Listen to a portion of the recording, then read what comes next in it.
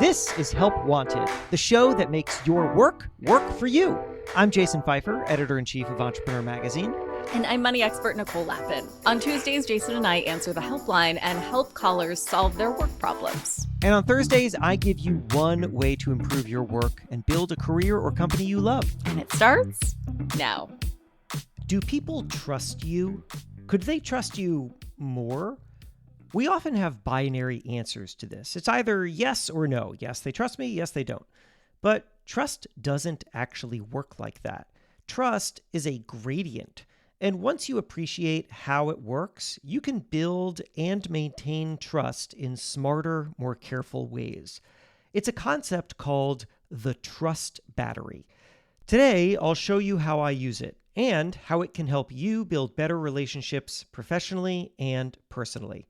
So first, what is the trust battery? Okay, the idea is often credited to Tobi Lütke. He's the CEO of Shopify. He explained it like this in a New York Times story. I'm just going to quote Tobi here. He says, "Another concept we talk a lot about is something called a trust battery. It's charged at 50% when people are first hired. And then every time you work with someone at the company, the trust battery between the two of you is either charged or discharged." All right, that was Tobi. So to be clear, nobody has just one trust battery. Everyone has a different battery with everyone they know. It's a mental model for how to think about relationships between people, Tobi later said on a podcast. So for example, Jane's battery with Amanda might be 30%, but Jane's battery with Suzanne might be 98%. Act wisely and the battery rises. Act poorly and it falls. Sure, you never know exactly how much your battery is charged with any one person, but once you focus on it, you'll see plenty of clues. I love this idea, so let's take it a step further. Our batteries require constant attention. As I said a moment ago, most people think of trust as binary. Someone either trusts us or they don't. But that would mean that trust is unmovable, you know? I mean, if someone either trusts us or they don't, then it's fixed in place, it's locked. If we're trusted, we can take that trust for granted or even abuse it a little because they trust us. And if we're not trusted, then our situation is hopeless and whatever, why even try? But the trust battery forces us to think differently. Now, with the trust battery, we must factor trust into all of our actions, because every action can impact the battery. This creates healthy caution. If my battery with someone is at 80%, for example, do I want to take a risk that could bring it down to 70%? It also creates healthy patience. If my battery with someone is at 30%, I can incrementally grow it up to 35, 40%, and more. That way, I'm making progress, but also being mindful that they don't fully trust me yet, that earning trust takes time. And even more importantly, this creates a healthy perspective.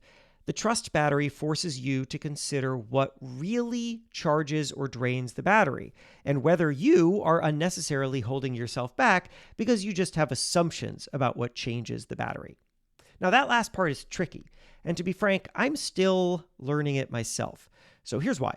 We're going to talk about when to spend that battery, but first, let's just hit pause on the battery metaphor for a second and just get personal. So a few months ago, I was talking with Nicole Lappin, co-host of this podcast, about my personal brand business. Honestly, I can't remember if we were talking for the show or or if we were just catching up by phone. When you host a podcast with someone, it all just becomes a blur. So maybe you even heard a little bit of this on an episode previously. But anyway, Nicole thinks that I can be a lot more aggressive with how I run my business. And she asked me, "Hey, Jason, why don't you market yourself more? Why don't you raise your prices?" And I told her my fear. I said, if I am too salesy, then I'm afraid that people will trust me less. For example, I turned down most advertising requests for my newsletter, which is why there are few ads in there. I also rarely promote my own offerings like keynote speaking or one-on-one coaching. And why? It's because I don't want readers or listeners like you to feel like I'm just after their dollars. I've also kept my coaching prices pretty low relative to the market because I don't want other people to think I'm too uppity or exclusive. And when I work with partners, I almost never propose upsells. Nicole told me this. She said, "You want to keep your trust battery at 100%, and I love that. But I think you're overestimating what things drain your battery." And when Nicole said this, it got me thinking because she's right. She's right. Don't tell her I said that, but she's right. I value people's trust, and I've always been willing to make sacrifices to earn and keep it. I frequently give away my time and expertise. I ask for few favors. I'm rarely confrontational, and I never want people to feel like I have an agenda. Frankly, I'm comfortable with those choices. But as Nicole said, they are all premised on beliefs that may not be true. This is why she's right. For example, I rarely ask people for favors because I don't want to drain my trust battery with them. But what if, for people who I already have a trusting relationship with, asking for favors actually charges the battery? After all, I'm showing them that I trust them enough to ask for their help. And when they can help me, it makes them happy. And what if my sales pitches aren't as trust draining as I feared either? It is possible that if I pitch my services in my newsletter, most readers aren't bothered, or I don't know, maybe their trust drips like a tiny bit and then it just rebounds. But when somebody buys something from me and I deliver a lot of value for their dollar, they could trust me even more than before. So now let's ask you, how are you charging your battery? As I've been talking about this, I've been thinking about how I charge my trust battery because Nicole was right.